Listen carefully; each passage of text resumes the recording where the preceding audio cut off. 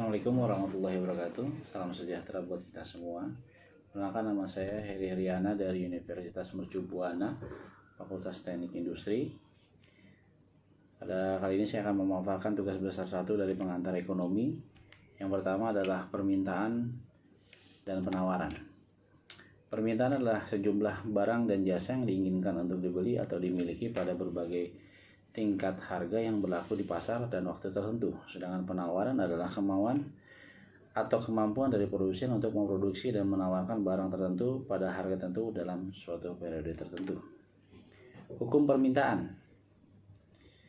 Makin tinggi harga suatu barang, makin sedikit jumlah barang yang diminta. Sebaliknya, semakin rendah harga suatu barang, makin banyak jumlah barang yang diminta. Dalam hukum penawaran, menyatakan bahwa semakin tinggi harga suatu barang, semakin banyak jumlah barang tersebut akan ditawarkan oleh para penjual. Sebaliknya, semakin rendah harga suatu barang, semakin sedikit jumlah barang tersebut akan ditawarkan. Faktor-faktor yang mempengaruhi pergeseran dan pergerakan permintaan dan penawaran. Yang pertama adalah tentang permintaan. Faktor-faktor yang mempengaruhi permintaan dalam membeli barang dan jasa, seorang memiliki pertimbangan-pertimbangan atau dipengaruhi oleh faktor-faktor tertentu. Faktor-faktor tersebut antara lain adalah perilaku konsumen atau selera konsumen, ketersediaan dan harga barang sejenis pengganti, pendapatan penghasilan konsumen, perkiraan harga di masa depan, banyaknya intensitas kebutuhan konsumen. Dalam penawaran, sama halnya pada permintaan, pada penawaran pun terdapat beberapa faktor yang dapat mempengaruhi. Di antaranya adalah harga barang itu sendiri, ketersediaan dan perubahan harga barang, biaya produksi, teknologi yang digunakan produsen atau jumlah produsen, kebijakan pemerintah, pajak dan subsidi, faktor alam, prediksi produsen tentang perkiraan harga di masa mendatang. Kita masuk kepada elastisitas permintaan dan penawaran. Elastisitas permintaan adalah tingkat kepekaan perubahan permintaan terhadap perubahan harga dan pendapatan. Elastisitas permintaan dapat diartikan sebagai mana responsifnya perubahan permintaan sebagai akibat dari perubahan faktor-faktor penentu permintaan. Elastis permintaan sama dengan ukuran kuantitatif yang menunjukkan perubahan kuantitas permintaan suatu barang sebagai akibat dari perubahan harga. Jenis-jenis elastisitas permintaan. Permintaan inelastisitas sempurna itu E sama dengan 0, sedangkan inelastisitas itu E lebih kecil daripada 1, elastisitas uniter E sama dengan 1, elastisitas E itu lebih besar daripada 1, elastisitas sempurna itu E sama dengan tak terhingga. Elastisitas penawaran adalah tingkat tanggapan atau respon terhadap perubahan harga. Jika harga bergerak naik, biasanya penawaran akan meningkat. Jika tidak meningkat, penawaran itu tidak elastis. Penawaran dikatakan elastis jika kenaikan harga juga diikuti kenaikan produksi. Elastisitas penawaran sama dengan ukuran kuantitatif yang menunjukkan perubahan kuantitas penawaran suatu barang sebagai akibat dari perubahan harga. Jenis-jenis elastisitas penawaran. Elastis sempurna E sama dengan tak terhingga. Elastis E itu lebih besar daripada 1. Elastis uniter E sama dengan 1. Inelastis E itu lebih kecil dari 1, sedangkan inelastis sempurna E sama dengan 0. Harga keseimbangan. Harga keseimbangan adalah apabila jumlah barang yang diminta di pasar tersebut sama dengan jumlah barang yang ditawarkan. Harga keseimbangan berarti harga yang terbentuk pada titik pertemuan antar kurva permintaan dengan kurva penawaran, yaitu harga kesepakatan antara penjual dan pembeli. Berikut adalah tabel. Tabel tersebut bisa dilihat bahwa pada harga 4.000 jumlah permintaan dan jumlah penawaran sama, yaitu 30 unit. Ini artinya harga keseimbangan produk X terjadi pada harga 4.000 dengan jumlah keseimbangan yang terjadi yaitu 30 unit. Begitu pula dengan kurva. Berdasarkan kurva di atas bisa dilihat bahwa titik pertemuan antara garis kurva permintaan dan penawaran terjadi pada harga 4.000 dan jumlah barang adalah 30 unit. Menghitung harga keseimbangan dengan pendekatan matematis. Pendekatan matematis diberlakukan jika data yang diperoleh merupakan fungsi permintaan dan penawaran. Harga keseimbangan akan terbentuk jika memenuhi rumus keseimbangan. PD sama dengan QS atau PD sama dengan PS. Ya, contoh sederhananya seperti ini. Contoh sederhananya di mana P sama dengan 20. Dan berdasarkan rumus maka diperoleh harga P itu tadi adalah 20. Maka untuk mencari jumlah Q keseimbangan adalah dengan memasukkan nilai harga ke salah satu saja fungsi yang diketahui. Q sama dengan 80 dikurang P, 80 dikurang 20 sama dengan 60. Jadi didapatkan nilai jumlah Q keseimbangan adalah 60. Sama dengan nilai yang tadi yang dibuktikan kebenarannya, karena jika dimasukkan ke rumus QS juga akan menghasilkan nilai yang sama. Q sama dengan 8P dikurang 100, Q sama dengan 8 dari 20 dibagi 100, 160 dikurang 1 sama dengan 60. Terlihat bahwa baik menggunakan rumus QD maupun QS nilainya sama, berarti benar bahwa nilai harga keseimbangan adalah 60. Kita masuk ke 2, yaitu teori produksi. Teori produksi adalah studi tentang produksi atau proses ekonomi untuk mengubah faktor produksi atau input menjadi hasil produksi atau output. Fungsi produksi, suatu persamaan yang menunjukkan hubungan ketergantungan antara tingkat input yang digunakan dalam proses produksi dengan tingkat output yang dihasilkan. Faktor-faktor produksi dikenal pula dengan istilah input dan jumlah produksi selalu juga disebut sebagai output. Berikut adalah fungsi produksi secara matematis, ya, dimana Q adalah jumlah output, capital, L itu labor, raw material, kekayaan, T adalah teknologi. Produksi total, produksi rata-rata, dan produksi marginal. Produksi total yaitu jumlah produksi yang dihasilkan oleh sejumlah tenaga kerja tertentu. Kalau produksi marginal yaitu tambahan produksi yang diakibatkan oleh pertambahan satu tenaga kerja yang digunakan. Dan produksi rata-rata yaitu produksi yang secara rata-rata apabila produksi total adalah jumlah tenaga kerja, maka produksi rata-rata dapat dihitung dengan menggunakan persamaan berikut. AP sama dengan TP dibagi L.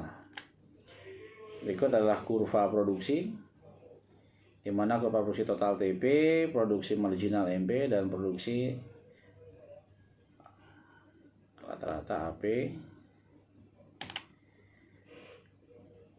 Baik, tahap dalam fungsi produksi, daerah rasional dan irasional produsen. Faktor produksi yang dianggap konstan disebut faktor produksi tetap, dan banyaknya faktor produksi ini tidak dipengaruhi oleh banyaknya hasil produksi. Faktor produksi yang dapat berubah kuantitasnya selama proses produksi atau banyaknya faktor produksi yang digunakan tergantung pada hasil produksi yang disebut faktor produksi variabel.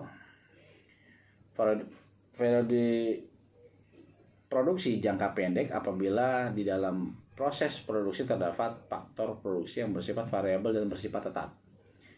Proses produksi dikatakan jangka panjang apabila semua faktor produksi bersifat variabel.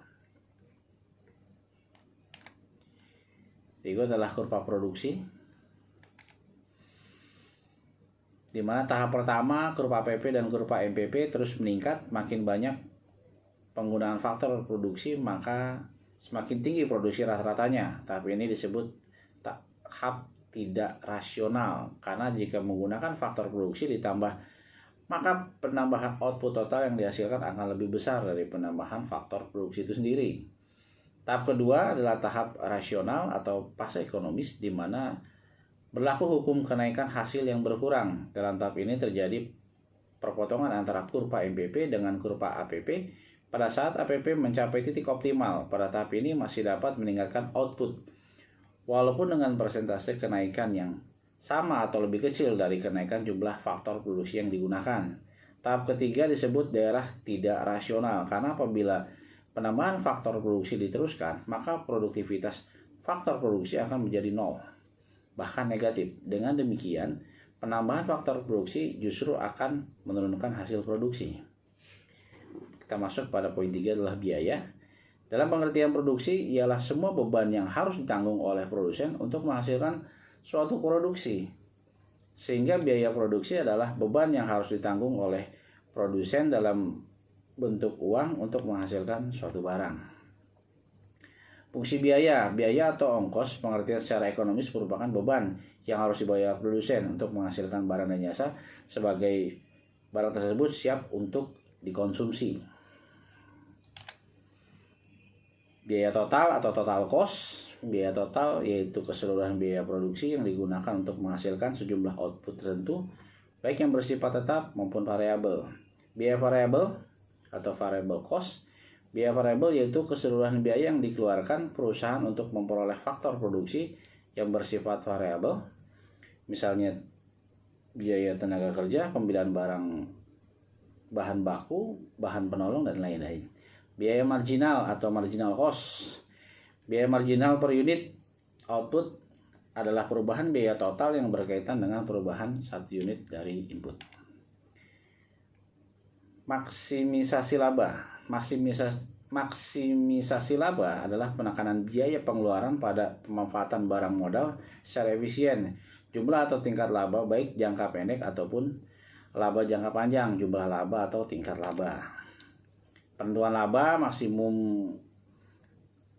bagi produsen, ya, hasil penjualan total, biaya total keuntungan. Untuk menentukan keadaan tersebut perlu dilakukan adalah membandingkan hasil penjualan total dan biaya total pada setiap tingkat produksi dan menentukan tingkat produksi di mana hasil jumlah total melebihi biaya total pada jumlah yang paling maksimum.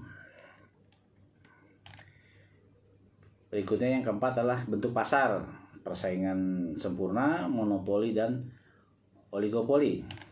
Di mana pasar persaingan sempurna itu pasar yang memiliki sebuah mobilitas yang sempurna dari sumber daya yang ada serta dilengkapi oleh pengetahuan yang baik dari penjual dan pembeli, sehingga hasil dari interaksi tersebut berupa harga pasar benar-benar real dari interaksi antara keduanya.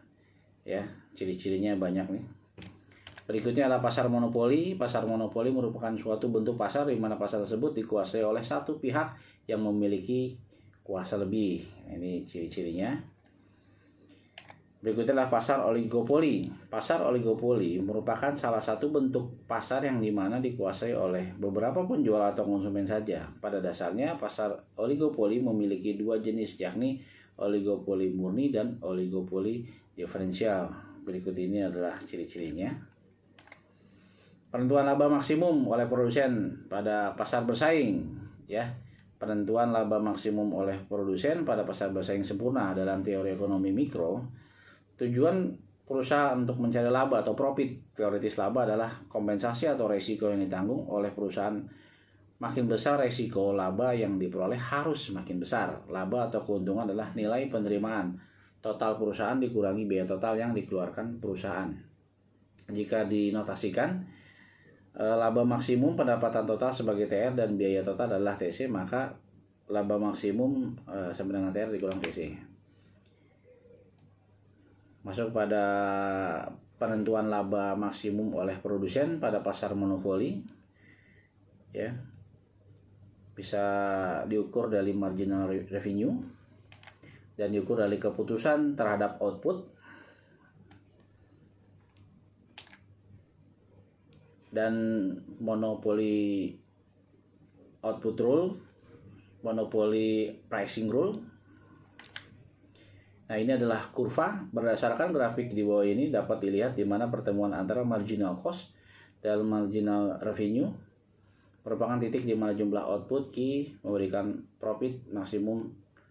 Lalu pada garis permintaan D dapat melihat pertemuan antara PM, harga dengan output maksimum yang konsumen bersedia membayarkan, dengan GM, output dengan profit maksimum. Baik, demikian yang dapat saya sampaikan. Mohon koreksinya apabila ada kesalahan. Terima kasih. Wabillahi taufiq wal hidayah. Wassalamualaikum warahmatullahi wabarakatuh.